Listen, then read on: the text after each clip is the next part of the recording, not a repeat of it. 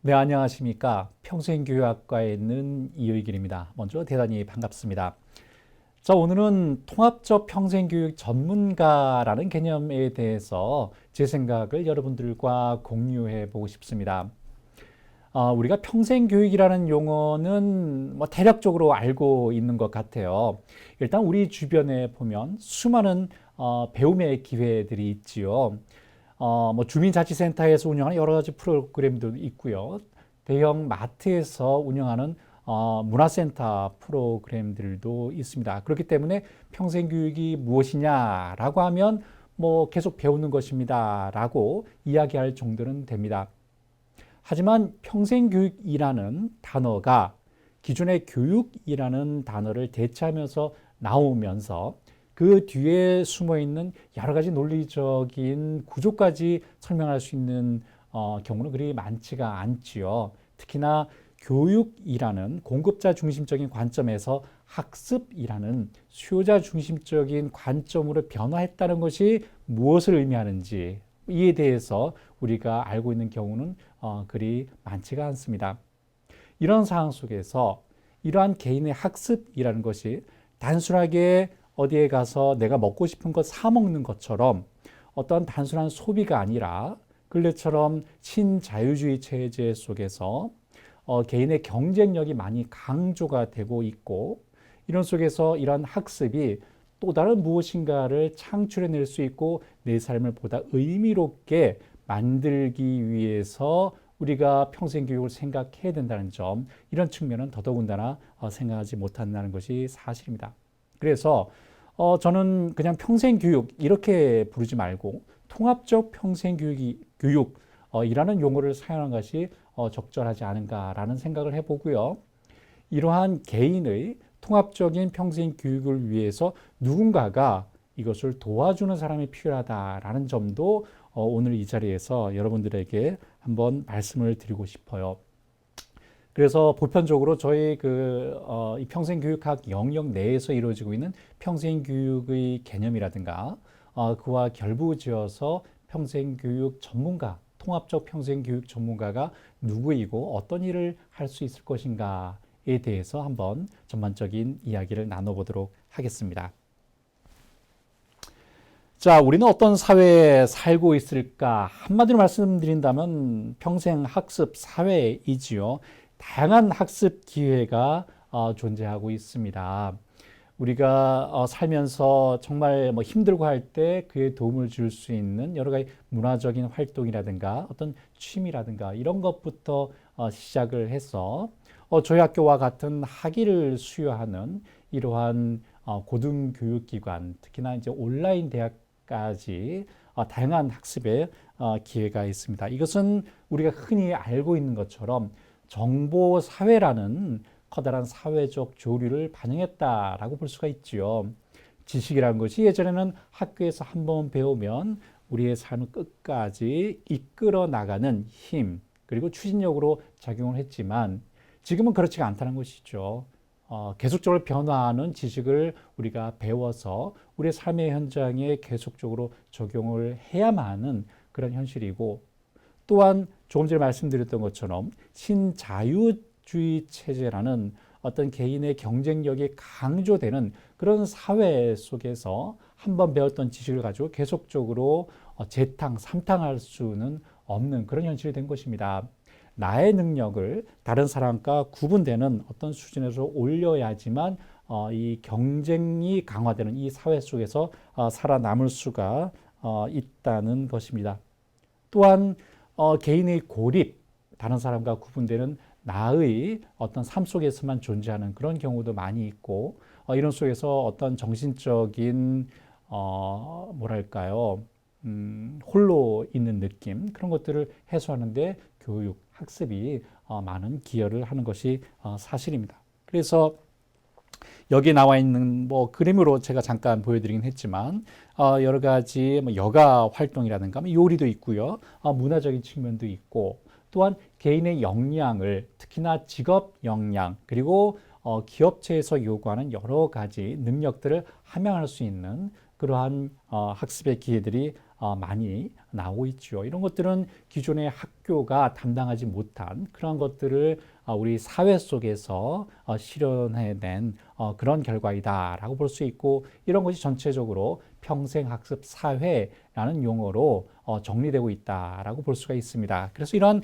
평생학습 사회에서는 이력으로서의 교육이 아니라 개인이 얼마만큼 배웠느냐라는 관점에서 학력을 정의하기도 합니다.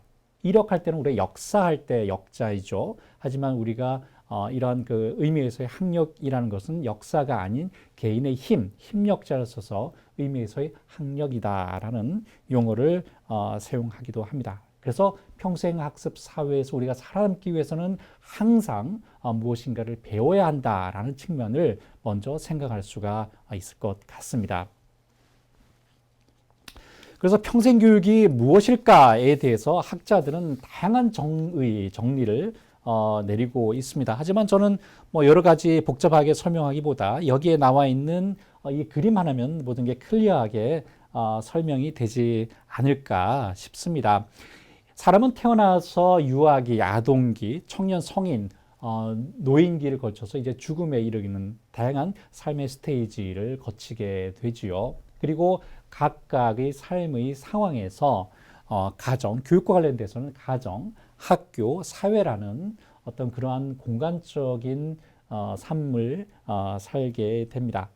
결국 평생교육이라는 것은 기존에 있었던 학교 위주의 교육, 그렇죠. 주로 학교 위주의 교육에서 가정과 사회, 공간적인 측면이죠.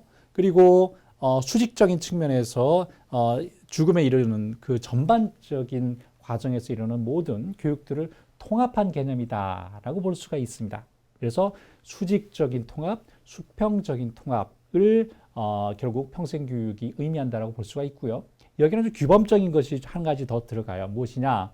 개인의 삶의 질 향상이라는 일종의 규범, 목표가 존재한다는 것이죠. 그래서 평생교육이라는 것은 개인의 삶이 보다 의미로울 수 있도록 수직적인 교육 그리고 수평적인 교육을 통합한 것이다라고 볼 수가 있고, 결국 이러한 것은 개인의 입장에서 볼 때는 개인의 어떤 자아실현적인 측면에 공헌하는 것이고, 사회적인 측면에서 볼 때는 이런 것들이 결국은 많은 기여를 하게 된다라고 볼 수가 있죠. 그래서 여기에 크게 키워드는 첫 번째는 통합 및 확장이다라고 볼 수가 있고요. 기존의 학교 교육에서는 이렇게 단선적으로만 이루어졌지만 상황 속에서 학교 교육을 받지 못했던 사람들이 나중에 사회 속에서 학교 교육과 유사한 교육도 받을 수가 있는 그런 상황인 것입니다.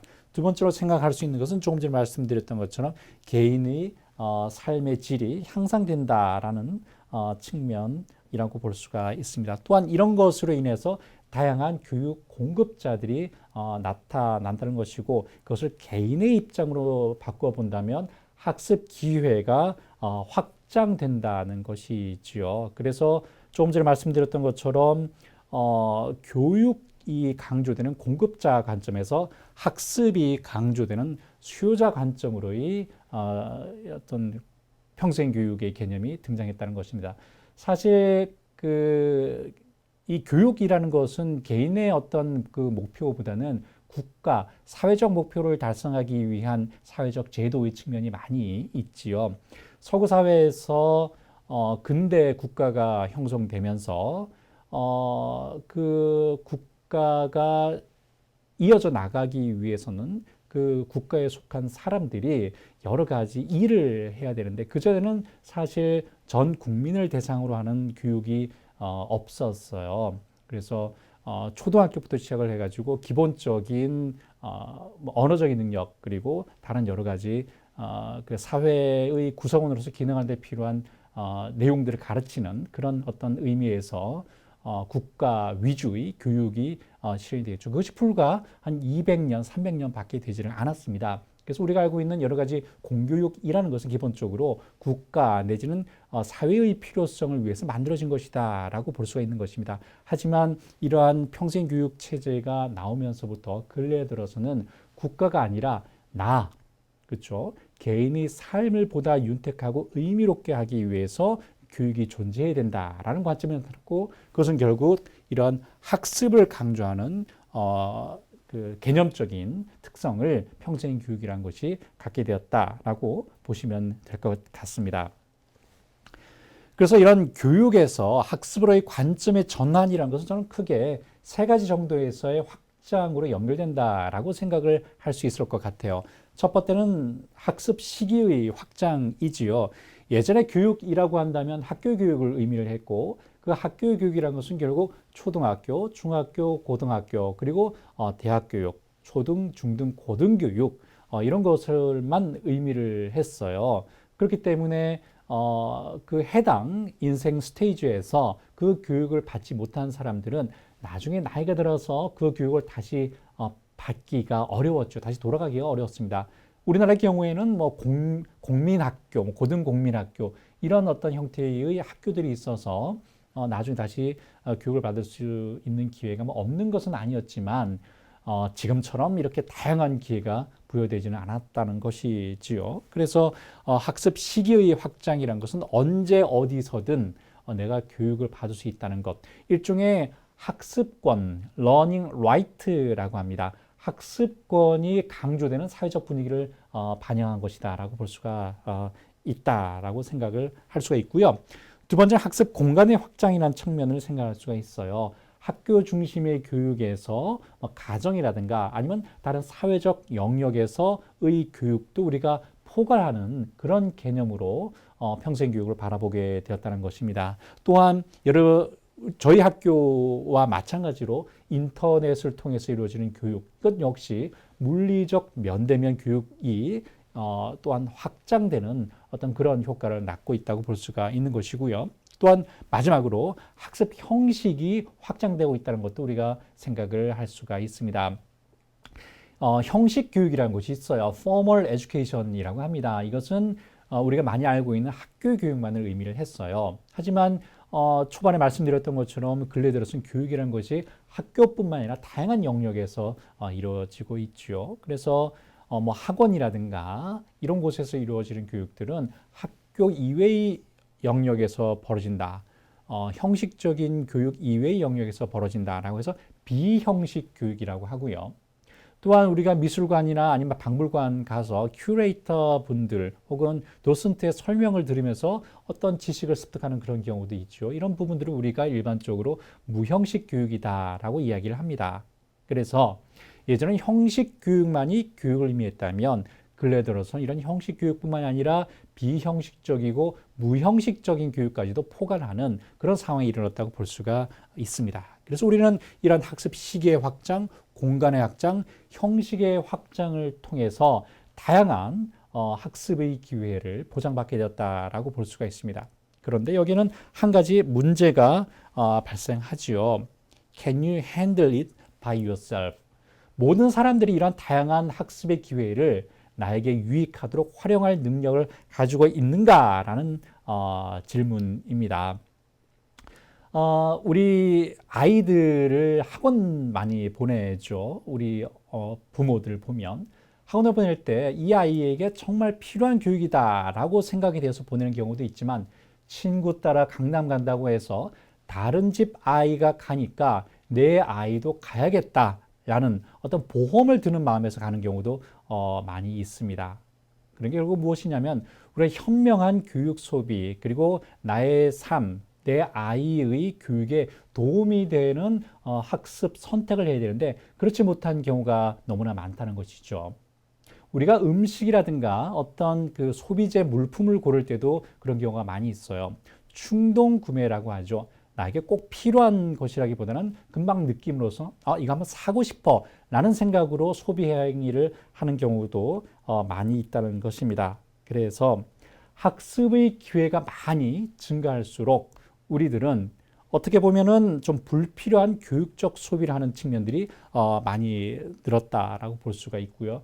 이런 어떤 그 무질서한 상황 속에서 이런 것들을 정리해 줄 수 있는 전문가가 필요하다는 점 우리가 상식적으로 생각을 해 볼 수가 있고요. 그런 의미에서 오늘 주제인 통합 통합적 평생교육 전문가의 필요성이 커지는 것입니다. 이런 전반적인 구조를 잘 알고 그에 따라서 필요한 여러 가지 역량을 발휘할 수 있는 전문가가 필요하다는 것이지요. 그래서 저는 개인의 성장, 아까 평생교육이라는 것이 개인의 삶을 보다 윤택하게 하고 자아 실현하는 데 도움이 되어야 된다는 말씀을 드렸던 것처럼 그런 어떤 개인적인 어떤 부분들하고 그것이 그 사람의 삶에 있어서 보다 좀 논리적이고 체계성을 가지고 접근해야 된다라는 측면에서 경력의 개발 그리고 삶의 설계라는 측면에서 도와줄 수 있는 전문가들이 필요하다라고 생각을 하는 것이죠. 그래서 통합적 평생교육 전문가라는 것은 평생교육의 이념을 보다 전문적이고 적극적으로 실현할 수 있는 그런 어떤 사람을 의미하고 크게 두 가지 역할로서 개인의 성장 그리고 개인의 경력의 개발이라는 측면에서 도움을 줄 수 있는 사람이다라고 생각을 해봅니다.